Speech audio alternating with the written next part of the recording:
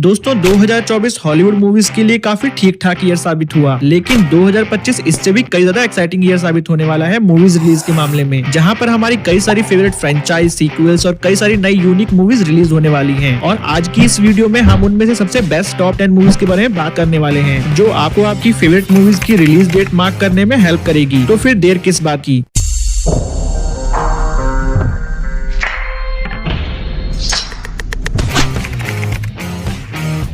Most exciting movies की list में साल की सबसे पहले शुरुआत होगी फरवरी से, जहां पर 14 फरवरी को रिलीज की जाएगी captain America brave new world, जहां पर ये एमसीक्यू फैंस के लिए एक बहुत ही इंपॉर्टेंट मूवी साबित हो सकती है, क्योंकि इसकी कहानी फैल्कन द विंटर सोल्जर के बाद एमसीक्यू के अंदर तो आगे बढ़ेगी ही, साथ ही साथ इसके अंदर कई और भी सारे नए नए एलिमेंट्स को दिखाया जाएगा, जो ओवरऑल मार्वल सिनेमैटिक्स की ग्राउंड लेवल पॉलिटिक्स को एक्सप्लोर करेंगे, जहाँ पर एटर्नल में फ्रोजन टेमेंट का एक statue central point of conflict बन सकता है। साथ ही साथ वेकिंग टॉरस का नया फैल्कन, टिम ब्लैक नेल्सन का स्टेमोस्टोन और हैरिसन फोर्ड के थेडियस रॉस का रेड हल्क देखने को मिलने वाला है। कुछ रिपोर्ट्स की माने तो इस मूवी का रिस्पांस कुछ खास अच्छा नहीं था, जिसके कारण इस मूवी को दोबारा रीशूट्स के लिए जाना पड़ा था। अब देखते हैं कि टाइम रहते इस मूवी को एमसीक्यू के अंदर रेडी किया जा पाता है कि नहीं।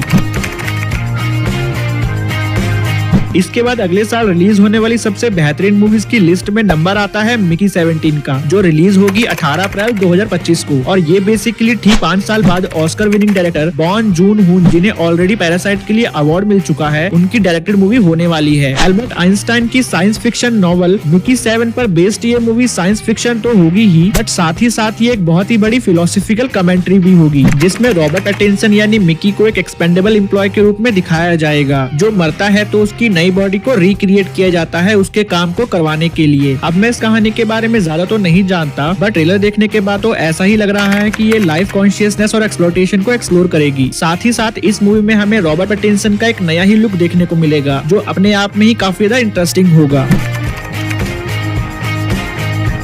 अगर आप भी मार्वल सिनेमैटिक यूनिवर्स को दिल से फॉलो करते हैं, तो आपको वेलेंटीना एलेग्रा दी फॉन्टेन कहीं न कहीं पॉपअप होते तो जरूर दिखाई दी होगी। उसका एक बहुत बड़ा गेम था थंडरबोल्ट्स को असेंबल करने का, और वही चीज बेसिकली हमें थंडरबोल्ट्स की अपनी मूवी के अंदर देखने को मिलने वाली है, जो मार्वल सिनेमैटिक यूनिवर्स में अपनी एक आइकॉनिक टीम है, जिसे आप डीसी के सुसाइड स्क्वाड से भी कंपेयर कर सकते हैं। और ये टीम भी मार्वल सिनेमैटिक यूनिवर्स की ए लिस्ट एंटी हीरोज को फीचर करने वाली है। अब ये मूवी भी बाकी एमसीक्यू मूवीज की तरह इंटरेस्टिंग होगी या नहीं, या इसके अंदर कोई important event Marvel Cinematic Universe के अंदर टेक प्लेस करेगा या नहीं, या किसी प्रकार से ये मार्वल सिनेमैटिक यूनिवर्स को लार्जली इम्पैक्ट करेगी या फिर नहीं, ये तो हमें 5 मई 2025 को ही पता चलेगा।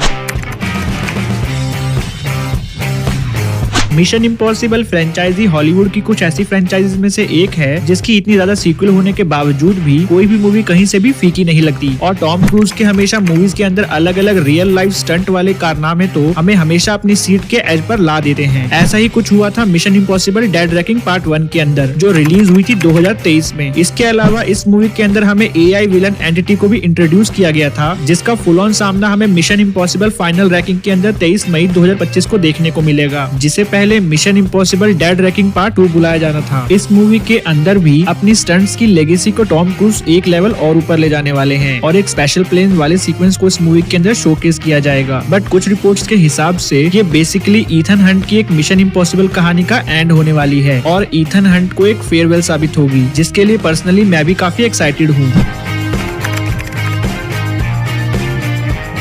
इसके अलावा अगर आप ओजी कराटे किड मूवी के फैन हैं, तो आपको 30 मई 2025 की डेट को मार्क कर लेना चाहिए, क्योंकि ये सिर्फ ओरिजिनल कराटे किड मूवी नहीं, बल्कि ओरिजिनल के साथ साथ 2011 वाले ओजी कराटे किड का रिबूट और नेटफ्लिक्स की कोबरा काय सीरीज की यूनिवर्स के अंदर टेक प्लेस करने वाली है, जिसे एक्चुअली में मियांगी वर्स के नाम से जाना जा रहा है। अब 2011 में हमें जैकी चैन के रूप में हान नाम की सेंसाइज से इंट्रोड्यूस किया गया था, और डैनियल लुरूसो की कहानी को भी काफी बेहतरीन तरीके से उसकी अपनी कोबरा काय सीरीज के अंदर आगे बढ़ाया गया है। अब ये दोनों सेंस से कराटे किड लेजेंड्स मूवी के अंदर एक नए स्टूडेंट को ट्रेन करेंगे, और यहाँ से मूवी जहाँ तक भी आगे बढ़ेगी, इसकी शुरुआत इसी मूवी से होगी। एक छोटे से पपी को मारने से एक पूरा का पूरा सिनेमैटिक यूनिवर्स क्रिएट हो सकता है, सुनने में थोड़ा अजीब लग रहा है, पर जॉन विक फैंस के लिए ये पूरी तरीके से सेंस बनाता है। और जॉन विक 4 से जॉन विक को एक काइंड ऑफ फेयरवेल दिया गया है और शायद उसकी कहानी या उसके बारे में जानने के लिए हमें थोड़ा और वेट करना पड़े। तब तक के लिए इस यूनिवर्स के अंदर कॉन्टिनेंटल टीवी शो के साथ साथ अब इस मूवी सिनेमैटिक यूनिवर्स की एक स्पिन ऑफ बेलेरिया को रिलीज किया जा रहा है, जिसमें हम सब की फेवरेट एना डी आर्मस को इस मूवी के अंदर एज अ लीड चुना गया है, जो रस्का रोमा की बैलरीना के असेसिक रूम में दिखेंगी। मूवी की कहानी के बारे में कुछ ज्यादा खास तो हमें समझने को नहीं मिला है, बट ये मूवी बेसिकली चैप्टर 3 और चैप्टर 4 के बीच में टेक प्लेस करेगी, जिसके कारण इस बात की बहुत ज्यादा उम्मीदें हैं कि इस मूवी के अंदर हमें कियानू रीव्स का जॉन विक उस इवेंट के हिसाब से देखने को मिल जाए। और देखते हैं कि ये मूवी किस तरीके से जॉन विक सिनेमैटिक के यूनिवर्स को एक्सपेंड करती है। जुरासिक वर्ल्ड फ्रेंचाइजी अपनी प्रेडेसेसर जुरासिक पार्क मूवीज के मुकाबले क्रिटिकली उतना तो ज्यादा सक्सेसफुल नहीं रह पाई, बट हाँ ये हमें डराने और डायनासोर्स को दिखाने में कहीं भी पीछे नहीं रही। एंड डेफिनेटली अब इसका भी फैन बेस काफी स्ट्रॉन्ग है, जिसके चलते जुरासिक वर्ल्ड का भी एक रिबूट होने वाला है और इसे बुलाया जाएगा जुरासिक वर्ल्ड रीबर्थ, जहाँ पर अब इस मूवी को डायरेक्ट करने की जिम्मेदारी गैरेट एडवर्ड को दी गई है, जिन्होंने साल 2014 की गॉडजिला मूवी को बनाया था। ऊपर से हमें यहाँ पर स्कारलेट जॉनसन लीड में देखने को मिलेंगी, जो कि हो सकता है कि अपने ब्लैक विडो के अवतार के काफी क्लोज हो। तो अगर आप भी मेरी तरह जुरासिक पार्क के फैन हैं, तो 2 जुलाई 2025 की डेट को अपने कैलेंडर में मार्क कर लीजिए।